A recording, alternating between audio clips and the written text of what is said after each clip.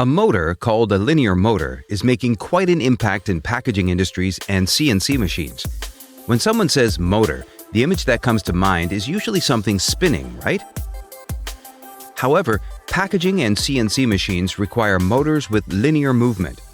In this video, we are going to learn about the working of these beautiful motors by understanding a crucial concept about linearly traveling magnetic fields. First, let's start with a thought experiment.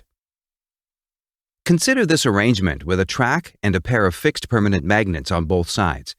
What will happen if we keep a permanent magnet on the track? To understand the direction of force one magnet produces on the other, we have to consider nearby poles.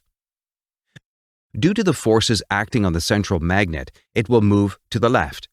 This force generation towards one side is the backbone of linear motors. Let's see, using this force generation concept, how we can build a three-phase linear motor which is used in the industries. The moving part here is a simple shaft, and the stationary part has a coil arrangement which receives the electric power input. The stationary part is called primary, and the moving part is called secondary. To better understand how it works, let's use a simple winding configuration. This winding is excited by a three-phase alternating power supply. The current variation in the winding will be as shown. Now, we need to find out the variation of the magnetic field due to this current variation. Let's consider the first instant. Here, based on the current direction, we can predict the field lines according to the right-hand thumb rule. Now, let's figure out the resultant magnetic field. Let's freeze this instant for a while and consider the second instant with its resultant field based on current orientation, and similarly the third instant, following the sine wave as shown. When we compare all three instants, we are able to see that in each instant, the orientation of south and north is shifting slightly towards the right. Let's use the help of FEA results produced by EMWorks 2D by SolidWorks to verify this moving magnetic field concept. If we continue our analysis after the first three instants, we can clearly see how the magnetic field is traveling linearly.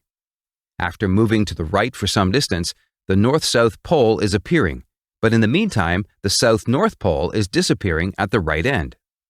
This north-south pole continues its linear motion to the right again.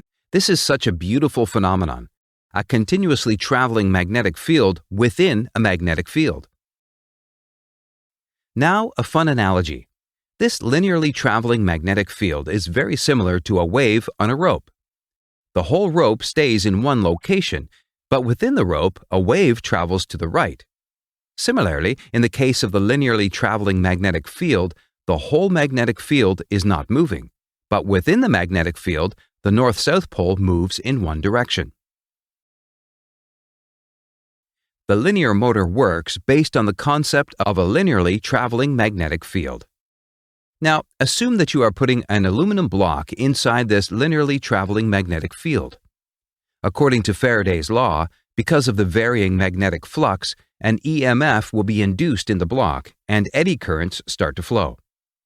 The induced current will be such that it follows Lenz's law. When you do a force analysis of the magnetic field, due to the eddy currents and the linearly traveling magnetic field, the force acting on the aluminum block is in the same direction of the linearly traveling magnetic field. Only if the block moves along the magnetic field will the flux interaction on the block reduce. Eventually, the block has to follow Lenz's law. However, the conducting block never succeeds in catching up with the speed of the linearly moving magnetic field because if these two speeds match up, the block won't have any eddy current generation and it will therefore slow down. The delay between the conducting block speed and the linearly traveling field is known as slip. You can see that the motor we developed so far will make the conducting block move from left to right, but it won't be able to bring the block to its initial position. To make the block move from right to left, we have to change the linearly traveling magnetic field's direction. Doing so is quite easy. Simply change the order of the three-phase power supply, Now, the force is generated towards the left side. The reciprocating motion of the secondary is clearly illustrated in this animation. Here is the almost final design, a reciprocating and linearly moving motor. If a long rod is in place of a single block, it will also follow the same phenomenon. These visuals clearly show how a long secondary rod operates. Practical linear motors use such long secondary rods, which continue the reciprocating motion due to the same force interaction we saw earlier. The way primary coils are arranged in a practical linear motor is illustrated here.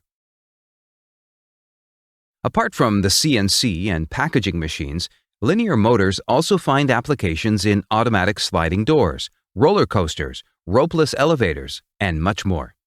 It is interesting to know that Japan's SC maglev train uses the same linear motor concept to propel it forward. Some special features of the linear motors are listed here. That's all for this video. Before you leave, don't forget to be a Lessix member. Thank you.